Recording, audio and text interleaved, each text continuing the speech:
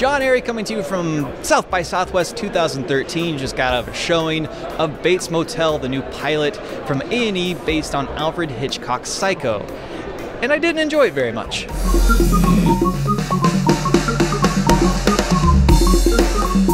The story follows Norman Bates and his mom as they take over a foreclosed property in a small California community.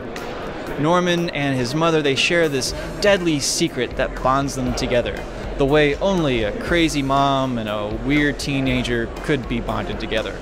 Along the way, we meet some of the secondary characters, a couple sheriff's deputies, some cute high school girls who kind of have a crush on Norman for some unknown reason, and a really upset guy whose family owned the property before the Bates took over.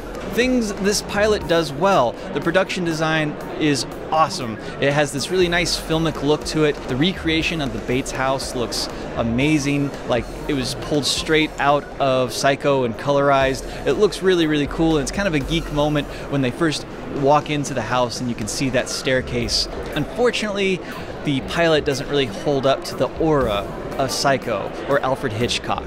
The screenwriting is pretty awful. There's not a lot of subtlety involved. We get the clues that Norman isn't your normal 17-year-old kid. We get it. You don't need, 3 or 4 characters telling him.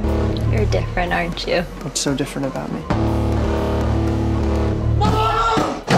It's just really, really kind of ham-fisted in the way that they try to develop Norman as a weird kid.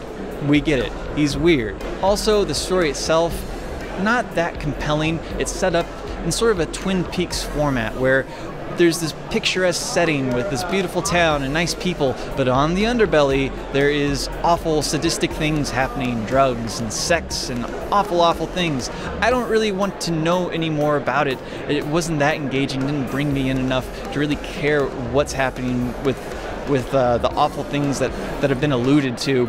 Not really enough to get me into a second episode to solve the mystery of the strange book that Norman finds in one of the hotel rooms. Don't care.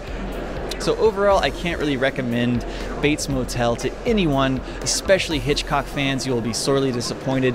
The characters are not engaging. I don't care about the mystery, and the writing is pretty rough.